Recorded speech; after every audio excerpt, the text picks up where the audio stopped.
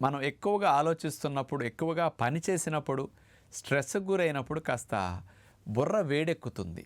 Brain సెల్స్‌లో temperature కాస్త ఉండవలసిన దానికంటే కాస్త హాఫ్ డిగ్రీ నుంచి 1 డిగ్రీ రైజ్ అయినప్పుడు ఆ టెంపరేచర్ తగ్గించుకోవటానికి, మళ్ళా బ్రెయిన్ సెల్స్‌ని నార్మల్‌గా చేసుకోవటానికి ఆవలింతలు వచ్చేస్తాయి.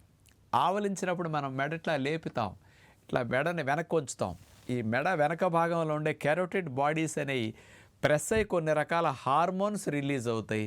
అలాగే ఆవలించినప్పుడు మనం ఎక్కువ గాలి నోటితో తీసుకుంటాం. దాని ద్వారా ఏమవుతుంది, మామూలుగా పీల్చే గాలి కంటే 1.5 రెట్లు ఎక్కువ గాలి లోపలికి వెళుతుంది. 3 నిమిషాల్లోనే హాఫ్ డిగ్రీ టెంపరేచర్ బ్రెయిన్ సెల్స్లో తగ్గిపోయి నార్మల్ బ్రెయిన్ టెంపరేచర్ వచ్చేస్తుందన్నమాట. అందుకని ఎనర్జీని పెంచడం కోసం ఆవలింతలు వస్తాయని తెలుసుకోవాలి.